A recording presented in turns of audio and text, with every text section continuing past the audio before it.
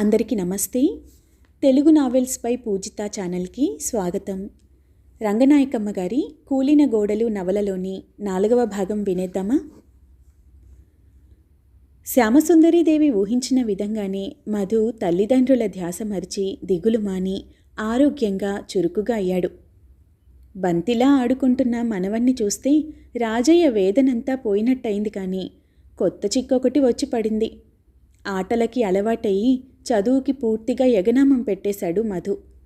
సూర్యం బ్రతిమలాడి బడికి తీసుకుని వెళ్తే అక్కడేదో అల్లరి చేసి పక్కవాన్ని 2 తన్ని ఇంటికి పరిగెత్తుకు రావటం ప్రారంభించాడు. ఒకనాడు రాజయ్య శ్యామసుందరీదేవి దర్శనం చేసుకుని మనవన్ని గురించి చెప్పాడు. వాడికి బొత్తిగా భయం లేకుండా పోయింది తల్లి. పెద్దవాడు బుద్ధిగా చదువుకుంటున్నాడు, కానీ వీడు ఎంత చెప్పినా వినటం లేదమ్మా. కాస్త తమరు మందలిస్తే. దానికేముంది బాబాయ్ గారు, మధుబాబుకి బళ్ళోకెళ్ళటం ఇష్టం లేకపోతే పోనీ ఇక్కడే చదువుకుంటాడు. అమ్మాయిలకి చెప్పటానికి మాస్టర్ వస్తున్నారు కదా. రాజయ్యకి అమితాశ్చర్యంతో కొంతసేపు మాట రాలేదు. మీరేమీ సంశయించకండి బాబాయ్ గారు, ఇక్కడైతే శ్రద్ధగా చదువుకుంటాడు. అంతా తమ దయ తల్లి అని రాజయ్య లేచి నిలబడ్డాడు. బాబాయ్ గారు, మీరు చాలా నీరసించిపోయినట్టు కనిపిస్తున్నారు. అన్నీ తెలిసిన పెద్దలు మీరే ఇలా అయితే ఎలా చెప్పండి? మీ మనమళ్ళిద్దరూ చక్కగా చదువుకొని పెద్దవాళ్ళవుతారు. ముందు మీరు ధైర్యంగా ఉండి పిల్లల్ని పెంచాలి కదా. బెంగ పెట్టుకోకండి బాబాయ్ గారు. శ్యామసుందరీదేవి మందలింపుతో రాజయ్య పసిపిల్లవాడిలా కడుపులో బాధ వెళ్ళబోసుకున్నాడు. ఏం చేయను తల్లి, మర్చిపోదామంటే మరుపు రాదు. చెట్టంత కూతురు గంగలో కలిసిపోయింది. ఇంకా ఎంతకాలం నేను బ్రతుకుంటాను తల్లి? తర్వాత పసివాళ్ళు ఏమైపోవాలి? ఎంత మేనమామలైనా ఒక పేగు ఎడమే కదా. పోనీ చిన్నదాని బ్రతుకు చూద్దునా? లక్షణంగా కాపురం చేసుకోవాల్సిన వయసులో నవ్వుల పాలైపోయింది. నేను బ్రతికుండగా దాని బతుకు చక్కబడుతుందో లేదో తెలియటం లేదమ్మా అంటూ చెప్పుకొచ్చాడు. శ్యామసుందరీదేవి ఏమీ మాట్లాడలేకపోయింది. పులి మీద పుట్రలా పసిదాని చింత ఒకటి వచ్చి పడింది తల్లి. అందరిలాగే అది పెరిగితే లక్షణంగా ఉండును. మూగదైపోయింది అది. ఎవరు బాబాయ్ గారు? మధు వాళ్ళ చెల్లెలమ్మా. 2వ ఏడు నడుస్తూ ఉన్నా మాట పలుకు లేదు. మన మూగపిల్లల బడిలో వాళ్ళని చూస్తూ ఉంటే నా మనవరాలు ఇలాగే అవుతుంది కాబోలని కడుపు తరుక్కుపోతుందంటమ్మా. సుశీల మూగదా అని విస్తుపోయింది శ్యామసుందరీదేవి. సుందరమ్మ గారి కోరిక మీద సుశీల అన్న పేరు ఆవిడే పెట్టింది. ఇదంతా మా దౌర్భాగ్యమమ్మా. వాళ్ళ కర్మ ఎలా ఉంటే అలా జరుగుతుంది. వెళ్ళొస్తానమ్మా అని సెలవు తీసుకున్నాడు రాజయ్య. జమీందారు గారి ఇంట్లో చదువు ప్రారంభించి 3 నెలల కన్నా హెచ్చు కాకపోయినా 3వ తరగతి పూర్తి చేశాడు మధు. మధు తెలివితేటలు మాస్టర్ని ఆశ్చర్యపరిచాయి. అతి ఉత్సాహంగా చదివి అమ్మగారి మెప్పు పొందటమే మధు ఉద్దేశమైపోయింది. మధు దినచర్యలు ఒక క్రమంలో పడ్డాయి.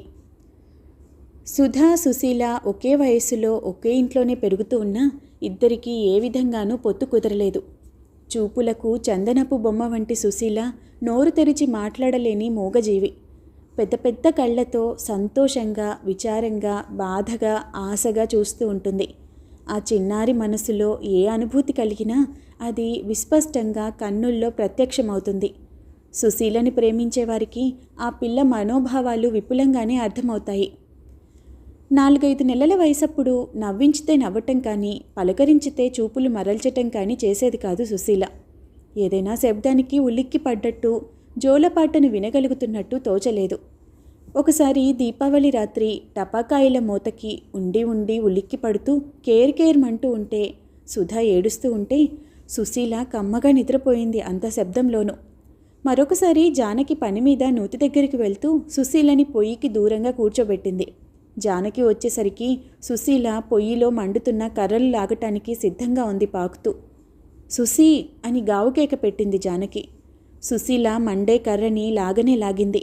జానకి కేకని విన్నట్టు కూడా లేదు. జానకి ఒక్కసారిగా అనుమానం వచ్చింది. సుశీలకి మాటలు వినిపించటం లేదా అని. సుశీల మొహంలోకి తేరిపార చూసింది. సుశీల బోసిగా నవ్వింది. అదే అనుమానంతో జానకి సుశీని, సుధని అనేక విధాలా పోల్చి చూసింది. సుశీల కన్నా కొన్ని రోజులు మాత్రమే పెద్దదైన సుధ మనిషి అలికిడి పసికట్టేసి కళ్ళు తిప్పి చూస్తుంది. పలకరిస్తే కేరింతలు కొడుతూ నవ్వుతుంది. కోపంగా కసిరితే బిక్కమొహం వేసి ఏడుపుకు ఉపక్రమిస్తుంది.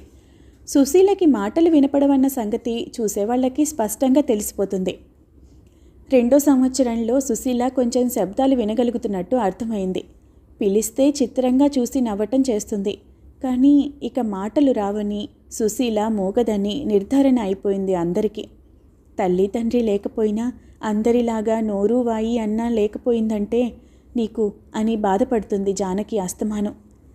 అత్తలు సుశీలని పలకరించటం కానీ ఎత్తుకొని ముద్దులాడటం కానీ చెయ్యరు. కొంచెం పెద్దవాళ్ళయి ఆడుకోగలిగిన వయసులో సుధా సుశీల కలిసి తిరగటం ప్రారంభించారు. సుధా అంతులేనన్ని కబుర్లు చెప్తూ ఇంటికంతటికి మహారాణిలాగా దర్జాగా తిరుగుతుంది. మగవాళ్ళు ఇంటికి రాగానే వాళ్ళ కాళ్లకు అడ్డం పడి ఎత్తుకోమని మారం చేస్తుంది. ఆడవాళ్ళందరి దగ్గర ముద్దు ముద్దుగా కబుర్లు చెప్తూ తిరుగుతుంది. సుధా అలా గంతులేస్తూ ఉంటే సుశీల దాన్ని దిగులుగా చూస్తూ ఉంటుంది. సుశీల వేదన గ్రహించగలిగిన జానకి కూతుర్ని సంతోషపెట్టడానికి ఎన్నో విధాలా ప్రయత్నిస్తుంది. పండగ నాడు కొత్త గౌను తొడుక్కున్న సంబరంతో సుధ ఇల్లంతా పరుగులు పెడుతూ ఉంటే సుశీల సుధ వెనకే తిరిగి తన గౌను వేళ్లతో చూపించింది. నేను కొత్త గౌను తొడుక్కున్నాను చూడు అన్నట్టు. సుధ నిర్లక్ష్యంగా నీ గౌను ఏమీ బాగలేదు, నాది సిల్క్ గౌను అంటూ తన గౌను రెపరెపలాడించింది గర్వంగా. తన గౌను సుధకు నచ్చలేదని అర్థమైపోయింది సుశీలకి. దీనంగా చూస్తూ అలాగే నిలబడింది. మీ అమ్మని అడుగు వెళ్ళు అంది సుధ సైగతో. సుధే జానకి దగ్గరికి పరిగెత్తి సుశీలకి ఇంకో గౌను వేయమంది. జానకి సంగతంతా విని ఇంకో 2 గౌనులు చూపించింది. కానీ అవి నచ్చలేదు సుశీలకి. సుధ గౌను లాంటి గౌనే కావాలంది. ఆ గౌను సుధ నాన్న కొని తెచ్చింది. అతను 2 గౌన్లు తేకూడదు, కూతురికే తెచ్చుకున్నాడు. సుశీల ఆ గౌనే కావాలని ఏడుస్తుందని జానకి సుధకి ఇంకో గౌను కొత్త గౌను ఇచ్చి కాసేపు నీ గౌను దానికి ఇవ్వవే సుధ అని బ్రతిమలాడింది. దాంతో సావిత్రి రంగంలోకి వచ్చింది. ఆ పిచ్చి పిల్లకి ఈ గౌనే కావాల్సి వచ్చిందా అంది. జానకి కోపం వచ్చి పిచ్చిదో మూగదో అది చిన్నపిల్లేగా, తెచ్చేవాడు ఇద్దరికి చేరో గౌను తేకూడదు, ఇంట్లో 2 చిన్నపిల్లలున్నారని తెలీదు అంది. వదిన ఆడబిడ్డలు ఇద్దరూ కాసేపు మాట అనుకున్నారు. సుశీల ఏడ్చి నిద్రపోయింది. చిన్నపిల్లల మధ్య ఏర్పడే చెలిమి సుశీల సుధల మధ్య కూడా ఏర్పడకపోలేదు. సుశీలతో మాట్లాడాలంటే దానికి అర్థమయ్యేలాగా సైగలు చేయాలి. సుధకి కూడా కొన్ని సైగలు పట్టుబడిపోయాయి. ఒకసారి అన్నం తింటూ సుధ మంచినీళ్ల కోసం తల్లితో సైగలు చేసింది. మరోసారి తల దువ్వపోతే 2 జడలు కావాలని వేళ్లు పెట్టి అడిగింది. అలా 4-5 సార్లు జరగటంతో ఆ మూగపిల్లతో తిరిగి ఇది కూడా మూగదైపోయేదలా ఉంది, కర్మ అంది సావిత్రి. అయితే అవను వచ్చు అని తోటికోడలి అనుమానం నిజమే కావచ్చును అని నిర్ధారణ చేసింది పార్వతి. కొన్నాళ్లపాటు సుధని సుశీల దగ్గరికి పోకుండా చేస్తే కానీ వాళ్ల భయం తీరలేదు. సుధకి సుశీల అంటే ఏదో అసహ్యమైన భావం ఏర్పడిపోయింది. సుశీల వెర్రితి, దానికి ఎప్పటికీ మాటలు రావు.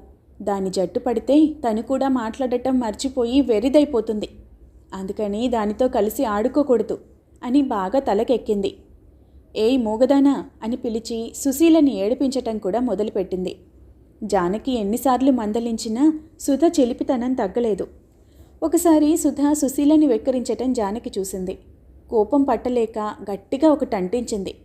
సుధ గావు కేకలు పెడుతూ ఉంటే అయ్యో ఏమైంది అంటూ పరిగెత్తుకు వచ్చింది సావిత్రి. సంగతంతా తెలుసుకుని జానకి మీద విరుచుకుపడింది. ఉన్నమాటంటే ఉలికే మరి, చిన్నదాన్ని కాబట్టి తన్నగలిగావు, కూతురి మూగతనం ఎన్నాళ్ళు కప్పెట్టుకుంటావు అంటూ. ఆ పిల్లతో ఇది ఆడటం లేదని ఉక్రోషం కాకపోతే ఏమిటి, పిచ్చివాళ్లతో మంచివాళ్ళు ఎలా ఆడగలరు అంటూ సాగ తీసుకొచ్చింది మళ్ళీ. నీ కూతురితో ఆడుకోకపోతే ఇదేం చచ్చిపోదు, అస్తమాను దాన్నలా వెక్కిరించి ఏడిపిస్తూ ఉంటే దాని మనసు బాధపడుతుందని నేను చెప్పేది అంది జానకి. ఇంతోటి తెలివిగల పిల్లకి మనసు బాధపడటం భలే చెప్తున్నావు నువ్వు అని మళ్ళీ ఈసడించింది సావిత్రి. జానకి సుశీలని తీసుకొని జామ చెట్టు కిందకు వెళ్ళి కూర్చొని కాసేపు ఏడ్చింది. అది మూగది అయితే అయ్యింది. ఇంట్లో నలుగురు దాన్ని ప్రేమగా చూడకపోతే మానే, కాస్త జాలిగా నన్న చూడరెందుకు అనుకుంటూ ఏడ్చింది జానకి. రాజయ్య మరణం హఠాత్తుగానే సంభవించినా అది విన్నవారికి ఏమంత ఆశ్చర్యం కలిగించలేదు. కొద్ది కాలంగా రాజయ్యని చూస్తున్నవారు ఆ వార్త తొందరలోనే వినవలసి వస్తుందనుకుంటూనే ఉన్నారు. మనోవ్యధ పిశాచం రాజయ్యని పూర్తిగా వశం చేసుకుని చివరికి తనే జయించింది. సుందరమ్మ శోకం శత్రువుకైనా వద్దు, కంటికి మంటికి ఏకధారగా ఏడుస్తున్న ఆవిడ్ని ఓదార్చాలనే అభిమానంతో జమీందారిని మేనాలో స్వయంగా వచ్చింది. సుందరమ్మ దుఃఖం చూసి ఓదార్చటానికి కూడా మనసు ఒప్పక మౌనంగా ఉండిపోయింది చాలాసేపు. చూడండి పిన్నిగారు, ఎవరు ఓదార్చినా తీరే దుఃఖం కాదిది. విచారించవద్దని చెప్పటానికి కూడా నాకు నోరు రావటం లేదు అంది. తను చెప్పగల ధైర్యవచనాలన్నీ చెప్పింది. తన సహాయం ఎప్పుడూ ఉంటుంది అని అంది. చివరికి మధుబాబుని మా దగ్గర విడిచి వెళ్ళండి పిన్నిగారు, ఇక్కడే చదువుకుంటాడు అంది. సుందరమ్మ కళ్ళ నుంచి జలజల కన్నీళ్లు రాలాయి. చేతులెత్తి జోడిస్తూ కంపిస్తున్న కంఠస్వరంతో అంది, నన్ను మన్నించు తల్లి, మీకు నేనేమి చెప్పగలను? శ్యామసుందరీదేవి అర్థం కాక చూసింది. పర్వాలేదు పిన్నిగారు, మీ మనసులో మాట చెప్పండి, నా దగ్గర జంకుతున్నారెందుకు? పిల్లవాడు మీ ఒద్దికలో మీ బిడ్డలాగే పెరుగుతాడు, నాకు తెలుసు తల్లి. కానీ మన్నించమ్మా, ఆ పసివాడిని విడిచి నేను బతకలేను. ఎన్ని జన్మలెత్తినా మీ రుణం తీర్చుకోలేము తల్లి. పసివాడు మీ దర్శనం చేసుకుంటూనే ఉంటాడు. శ్యామసుందరీదేవి కించిత్ ఆశ్చర్యపడింది. చురుగ్గా తెలివిగా ఉండే మధుని చదివించి పెంచి పెద్ద చేయాలన్న కోరికతోటే ఆవిడ అంతవరకు ప్రయత్నించింది. కానీ సుందరమ్మ ధోరణి ఆవిడను మరి అడగనివ్వలేదు.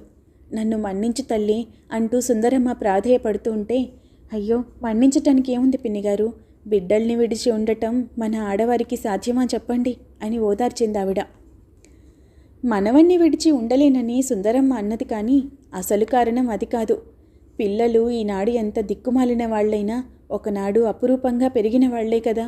మధుని శ్యామసుందరీదేవి దయార్ద్ర హృదయంతో చేరతీయవచ్చును, కానీ ఆ సంస్థానంలో వాడు అనాథుడే కదా. రాజయ్య అభిమానధనుడు. పిల్లవాడిని పరాయి వ్యక్తుల దయాధర్మాలకు విడవటం ఆయన ఎన్నటికీ అంగీకరించడు. కలిగితే తింటారు, లేదా పస్తులుంటారు. ఆయన ఆత్మకు క్షోభ కలిగే పని చేయనా అనుకుంది సుందరమ్మ. కాలం చూస్తూ ఉండగానే మారిపోయింది. కాలంతో పాటే మనుషులు మారారు. మనుషుల విలువలు మారాయి. ఒకనాడు ఇంటికంతటికీ యజమానురాలైన సుందరమ్మ ఈనాడు కొడుకులకి కోడళ్ళకి పనికిరాని పరాయి వ్యక్తి అయింది. పుట్టింట చేరిన తల్లిదండ్రుల ఆదరాభిమానాలతో తగిన గౌరవం పొందగలిగిన జానకి ఈనాడు అన్నా వదినల ముందు ఒదిగి బతకాల్సిన సామాన్యురాలు. కళ్యాణికి జరిగిన సత్కారాలు ఆవిడతోనే అంతరించిపోగా ఈనాడు కళ్యాణి బిడ్డలు పరాయి పంచ చేరిన బిచ్చగాళ్ళు. పెద్దదైపోయిన తల్లికి కానీ, దౌర్భాగ్యవశాత్తు పుట్టింట చేరిన తోబుట్టువుకు కానీ, పరిస్థితులకు బలైపోయిన పసిబిడ్డలకి కానీ ఆ ఇంట్లో ఎటువంటి ప్రత్యేకతలు సానుభూతులు లేవు. తల్లి తిరిగి స్వగ్రామం వచ్చిన కొత్తలో జానకి తల్లితో కొన్ని విషయాలు చాటుగా చెప్పింది. ఇప్పుడు ఇంట్లో అందరూ మారిపోయారమ్మా. అక్కయ్య ఉన్నప్పటి అభిమానాలు లేనే లేవు. ఇక నాన్న కూడా పోయారు అని ఏడ్చింది. అంతా విన్న సుందరమ్మ నిస్సహాయంగా నిట్టూర్చింది. అనుకున్నంత అయింది తల్లి. పెద్దవాడి మీద నాకు ఎన్నడూ నమ్మకం లేదు. చిన్నతనంలోనే మీరంటే వాడికి ఏమీ అభిమానం ఉండేది కాదు. చిన్నవాడి సంగతి సరే సరే, మనసున్నా తప్పించుకు తిరుగుతాడు. ఒక్క రక్తం పంచుకొని ఒక్క కడుపున పుట్టిన వాళ్లే మమకారాలు చంపుకుంటే ఇక పరాయి వాళ్ళు వదినకు ఎలా ఉంటుంది, వదినలకు ఎలా ఉంటుంది? వాళ్ళని అనుకోవటం కూడా అనవసరం. భగవంతుడు ఎలా నిర్ణయిస్తే అలాగే జరుగుతుందిలే, మనం నిమిత్త మాత్రులం అని కూతురికి ధైర్యం చెప్పింది. గడిచిన కాలంలో ఆ ఊరి పరిస్థితులు కూడా చాలా మారాయి. మిడిల్ స్కూలు హై స్కూలుగా మారింది. ధర్మాస్పత్రి, పంచాయతీ, లైబ్రరీ వెలిశాయి. విశ్వనాథం పలుకుబడి పెంచుకొని పంచాయతీ మెంబర్ అయ్యాడు. ఏనాటికైనా ప్రెసిడెంట్ కూడా కావాలనే ఆశతో. రాజయ్య పోయిన కొత్తలో మధు మళ్ళీ బెంగటిల్లిపోయాడు. ఒకనాటి రాత్రి ఏదో పీడకల వచ్చినట్టు త్రుళ్ళిపడి లేచి ఏడుపు లంకించుకున్నాడు. సుందరమ్మ సముదాయించినా, సూర్యం బుజ్జగించినా, జానకి ఊరడించినా మధు ఏడవటం మానలేదు. విశ్వనాథం కోపంగా వచ్చి చెల్లుమని ఒక్కటి వేశాడు. కెవ్వుమంటూ మధు భయంతో సూర్యాన్ని కావలించుకున్నాడు. తమ్ముణ్ణి కొట్టావా మామయ్య? జరగకూడదేదో జరిగినంత విభ్రాంతి కలిగింది సూర్యునికి. విశ్వనాథం కసుమన్నాడు. నోరు మూసుకోరా, నువ్వు తినగలవు వెధవగోల. రాత్రి లేదు పగలు లేదు, తిండి తిననివ్వడు, నిద్రపోనివ్వడు. ఇక సుందరమ్మ కోపం ఆపుకోలేకపోయింది. పసివాడు అసలే దిగులుతో ఏడుస్తూ ఉంటే వాణ్ణి పట్టుకొని కొడతావా అంది విసురుగా. 10 ఏళ్లున్నా పసివాడే, చచ్చిన వాళ్ల మీద దిగుళ్ళెందుకు అంటూ విశ్వనాథం రుసరుసలాడుతూ తన గదిలోనికి వెళ్ళిపోయాడు. సుందరమ్మ చచ్చి స్వర్గాన ఉన్న కూతుర్ని తలుచుకొని, అయ్యో ఎంత గతి పట్టింది తల్లి నీ పిల్లలకి అంటూ పిల్లాన్ని దగ్గరికి తీసుకుంది. నిద్ర కళ్ళతో వచ్చి గది గుమ్మంలో నిలబడి చోద్యం చూస్తున్న పెద్ద కోడలు ఏదో భయం చెప్పాలని ఓ దెబ్బ వేస్తే అంత నిష్ఠూరంగా అనుకుంటారే? అల్లుళ్ళంటే ఆయనకు మాత్రం ఆపేక్ష లేదనుకుంటున్నారా ఏమిటి అని సాగతీసింది. భగవంతుడికే ఆపేక్ష లేకపోయింది తల్లి, ఇక ఎవరికి మాత్రం ఉండి ఏం చేయగలరు అంది సుందరమ్మ. రాత్రిళ్ళు ఎంతెంత గొడవలు జరిగినా సావిత్రి కానీ సీతాపతి కానీ గది తలుపులైనా తీయరు. 3 పిల్లల్ని పెట్టుకుని సుందరమ్మ జానకి చావిట్లో పడుకుంటారు. పెద్దవాళ్లతో పాటు పిల్లలు మారిపోయారు ఇంట్లో. బావా బావా అంటూ సూర్యం మధుల వెంట తిరిగే కృష్ణుడు కూడా చాలా నిర్లక్ష్యంగా మారిపోయాడు. వాళ్ళని లెక్క చేయనట్టే తిరుగుతున్నాడు. అమ్మమ్మ, బావా మాతో సరిగ్గా మాట్లాడటం లేదు, ఆడుకోవటానికి పిలవటమే లేదు అన్నాడు ఒకసారి సూర్యం.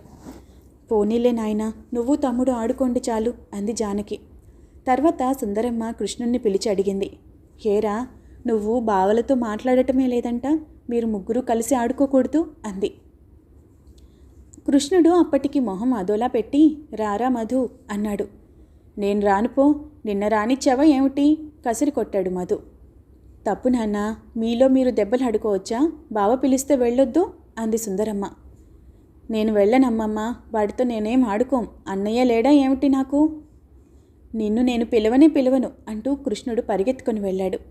సుందరమ్మ వెరిచూపులు చూస్తూ ఊరుకుంది. అన్నలు వచ్చాక సుశీల మానసిక స్థితి మాత్రం బాగైంది. సుధకి అన్నయ్య ఉన్నట్టే తనకి ఉన్నారు, సుధని ఎత్తుకున్నట్టే తనని ఎత్తుకుంటారు అని దాని మొహం ఎప్పుడూ కలకలలాడుతుంది. ఒకసారి మధు సుశీలని దగ్గర కూర్చోబెట్టుకొని ఆడుకుంటూ ఉంటే సుధ వచ్చింది. నువ్వు మాతో ఆడతావా సుధా అన్నాడు మధు. నేనేం ఆడను, ఊరికే చూస్తాను. ఊరికే ఏం చూడక్కర్లా, వెళ్ళు. నీకేం, నేను ఇక్కడే కూర్చుంటాను అని సుధ మెడలో గొలుసు తీసి తమాషాగా వేళ్లతో తిప్పుకుంటూ కూర్చుంది. సుశీల ఆశగా ఆ గొలుసు కేసి చూడసాగింది. మధు ఏదో ఆలోచన వచ్చిన వాడిలా చటుక్కున సుధ చేతుల్లో నుంచి గొలుసు లాక్కొని సుశీల మెడలో వేసేశాడు. సుధ కొంపలు మునిగిపోయినట్టు కాళ్ళు 2 నేలకేసి బాదుకుంటూ హెచ్చు స్థాయిలో శృతి ఎత్తి ఏడవటం ప్రారంభించింది. పక్కగదిలో నుంచి పార్వతి పరిగెత్తుకొచ్చింది. ఏమైంది అంటూ. బావా, నా గొలుసు అని సుశీలని చూపిస్తూ బావురుమంది సుధ. పార్వతి గొలుసు సుశీల మెడలో ఉండటం చూసింది. దాని గొలుసు నువ్వెందుకు తీశావు అంది తీక్షణంగా మధుని చూస్తూ. ఈ గొలుసు దాందేం కాదు, మా అమ్మది, అందుకే మా చెల్లికి వేశాను అన్నాడు నిర్భయంగా మధు. పార్వతికి తల తీసేసినంత పని అయింది. చాల్లే, గొప్ప అన్నగారివి బయలుదేరావు, పిల్ల మెల్లో గొలుసు తీసి దాన్ని ఏడిపిస్తావా అంటూ సుశీల మెడలో నుంచి తిరిగి గొలుసు ఊడలాక్కుంది. సుశీల బిక్కమొహం వేసి మధుకేసి చూసింది. మధు కోపంతో, పెద్దత్త, అది నిజంగా మా అమ్మ గొలుసు కాదు అన్నాడు. పార్వతి జవాబే చెప్పకుండా గొలుసు గట్టిగా పట్టుకొని సుధని తీసుకుని లోపలికి వెళ్ళిపోయింది. ఏడవబోయి ఆగిపోయిన చెల్లెల్ని చూశాడు మధు. దామ్మ, అమ్మమ్మ దగ్గరికి వెళ్దాం మనం అంటూ సుశీలని తీసుకుని సుందరమ్మ దగ్గరికి దొడ్లోకి వెళ్ళాడు. అమ్మమ్మ, సుధ మెడలోని గొలుసు మా అమ్మదే కదూ? ఇప్పుడు ఏమైందిరా? అసలు ముందు చెప్పు, అమ్మదే కదూ? అమ్మదే అయితే ఏం? చెల్లైకి ఒక్కసారైనా వేయకూడదు, నేను వేస్తే పెద్దత్త లాక్కుపోయింది. సుందరమ్మ మాట్లాడలేదు. కాదమ్మమ్మ, మన చెల్లి ఉందిగా. ఆ జ్ఞానం మీ అమ్మకే లేకపోయింది నాయన, ఇప్పుడేమనుకుంటే ఏం లాభం అని నిట్టూర్చింది సుందరమ్మ. ఇక ఆ గొలుసు కోసం తను ఎంత ప్రయత్నించినా వీల్లేదని అర్థమైంది మధుకి. మరొకసారి లెక్కలు చేసుకుంటున్న సూర్యాన్ని తొట్టి నిండా నీళ్లు తోడమంది సావిత్రి. సూర్యం పుస్తకాలు సర్దుకోబోతుంటే, నేను తోడతానులే అన్నయ్య, నువ్వు రాసుకో అన్నాడు మధు. వద్దు, నీకు చేత కాదు అని సూర్యం పుస్తకాలన్నీ సంచిలోకి ఎక్కిస్తూ ఉంటే మధు నూతి దగ్గరికి పరిగెత్తాడు. జామ చెట్టు కింద సుశీల ఒక్కతే కూర్చొని గులకరాళ్లతో బువ్వలాట ఆడుకుంటుంది. మధు హుషారుగా చేద నూతిలో వేశాడు. ఎక్కడి నుంచో బంతిలా పరిగెత్తుకొచ్చిన సుధా, ఏయ్ మూగదానా, ఇటు ఇటు అని సుశీలని వెక్కిరిస్తూ నించుంది. మధు చటుక్కున తల తిప్పి చూశాడు. సుధ సుశీలని పడిపోయేలా ముందుకు తోసి వెక్కిరిస్తూ సపోటా చెట్లకేసి పరిగెత్తింది. మధు గిలక మీద తాడు వదిలేశాడు. బోర్లా పడి ఏడుస్తున్న చెల్లెల్ని లేవదీయలేదు. శరవేగంతో సుధ వెనకే పరిగెత్తాడు. నీళ్లతో నిండి పైకి వస్తున్న చేద జర్రున జారి ఢామంటూ నీళ్లల్లో పడిపోయింది. ఆ శబ్దానికి బయటకు వచ్చిన సావిత్రి తన కళ్ళని తను నమ్మలేకపోయింది. మధు సుధ జడ గట్టిగా పట్టుకుని నిలదీసి, ఈసారి మా చెల్లెల్ని వెక్కిరిస్తావా అంటూ దాని జడ ఊడి వచ్చేలా పైకి కిందకి ఊపుతున్నాడు. ఏయ్, ఏమిటది?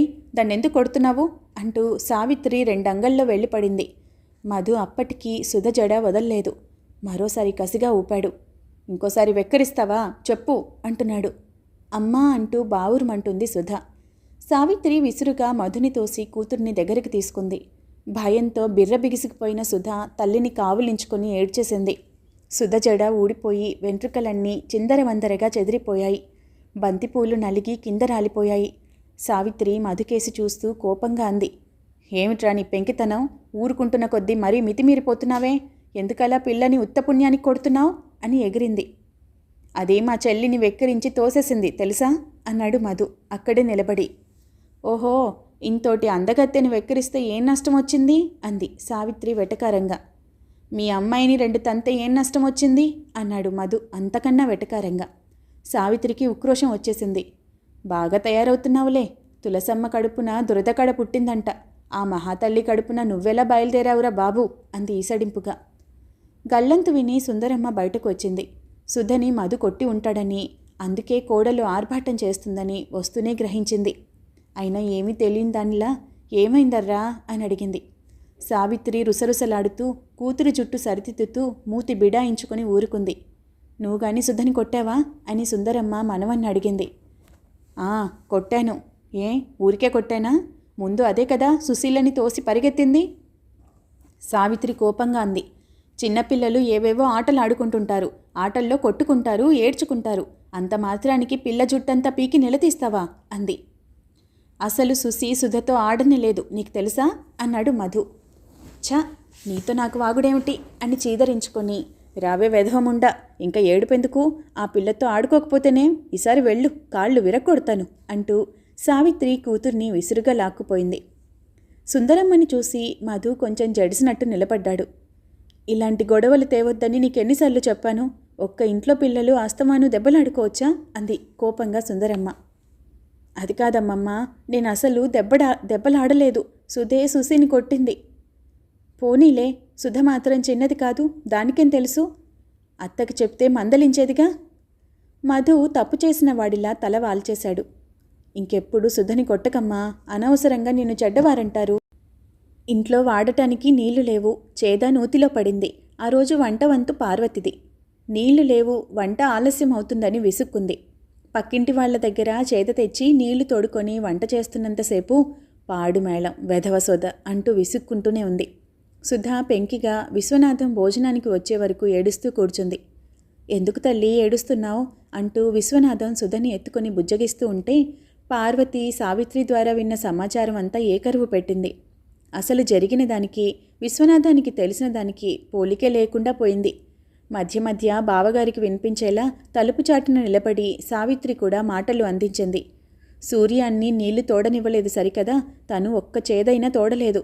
అంతలోనే చేద నూతిలో ఎత్తేసి పరిగెత్తాడు. పొద్దున్న సుధ ఏదో చేసిందని వంకపెట్టి దాన్ని చావగొట్టి చెవులు మూశాడు. కేకలేస్తే ఎదురు తిరుగుతున్నాడు. నువ్వెంత అంటే నువ్వెంత అంటున్నాడు. కాబట్టి ఆ పిల్లవాడికి కాస్త బుద్ధి చెప్పండి. మగవాళ్ల భయం ఉంటేనే కానీ బాగుండదు అని తేల్చారు చివరికి. సారాంశం, మధు బాగా పెంకితనం చేస్తూ పెద్దవాళ్లందరినీ ధిక్కరిస్తున్నాడు అని. విశ్వనాథానికి చాలా కోపం వచ్చింది. మధు గురించి చెప్పింది స్వయంగా తన భార్యే. పార్వతి ఎప్పుడూ అబద్ధం చెప్పదని ఆయన అభిప్రాయం. ఆ కోపంతో అరుగు మీద సుశీలకి కబుర్లు చెప్తూ కూర్చున్న మధు వెనుకగా వెళ్ళి చెవి పట్టుకొని లేవతీశాడు. చంప మీద చెల్లున చెరిచాడు. మధు నిర్ఘాంతపోయాడు. బాధతో బావురుమన్నాడు. నోర్ముయ్ అల్లరి వెధవ, పెద్దవాళ్లందరినీ ధిక్కరించేటంత మనగడివైపోయావేం? జాగ్రత్త, కడుపులో భయం పెట్టుకు తిరుగు అంటూ మళ్లీ చెయ్యి ఎత్తబోతే కెవ్వుమంది సుశీల. మధుని మరోసారి హెచ్చరించి లోపలికి వెళ్ళిపోయాడు విశ్వనాథం. వెక్కి వెక్కి ఏడుస్తూ నిలబడ్డాడు మధు. సుశీల దగ్గరగా వెళ్ళి మధు చేయి పట్టుకుంది. ఏడవకన్నయ్యా అన్నట్టు సుశీల నేత్రాలు జాలిగా పడ్డాయి. మధు చొక్కాతో కళ్ళు ఒత్తుకుంటూ ఉంటే సూర్యం వచ్చాడు. ఏమైంది మధు, ఏడుస్తున్నావా? ఎందుకురా అన్నాడు ఆతృతగా. సుశీల చెంప మీద కొట్టుకొని చూపించింది పెద్దన్నకి. కొట్టారా? ఎవరు? చెయ్యి ఎత్తుగా పెట్టి చూపించింది. పెద్ద మామయ్య. ఎందుకు? దానికేమీ జవాబు చెప్పలేకపోయింది సుశీల. సూర్యం మధు చేయి పట్టుకుని అడిగాడు. మామయ్య నిన్నెందుకు కొట్టాడురా? ఏం చేశావు? మధు ఒక్కసారిగా సూర్యాన్ని కావిలించేసుకున్నాడు. అన్నయ్య, నేనేం చేయలేదు, మామయ్య ఊరికే కొట్టాడు అంటూ ఏడ్చాడు. సూర్యన్ చాలాసేపు ఏమీ మాట్లాడలేకపోయాడు. మధు తల మీద చేయి వేస్తూ, ఏడవకు, అమ్మమ్మకు చెప్దాంగా అన్నాడు. ఆ సంగతి తెలిసాక సుందరమ్మ నిట్టూర్చటం తప్ప ఏమీ చేయలేకపోయింది. జానకి మాత్రం కొంచెంసేపు బాధగా ఏదో అనుకుంది. ఆ సంఘటనతో సుధ మీద మధుకి చాలా కోపం ప్రారంభమైంది. ఎప్పుడు కసి తీర్చుకుంటానా అన్నట్టు సుధకేసి ఎర్రగా చూడటం మొదలుపెట్టాడు. మరి ఆ తర్వాత ఏం జరిగిందో వచ్చే భాగంలో తెలుసుకుందాం. ధన్యవాదాలు.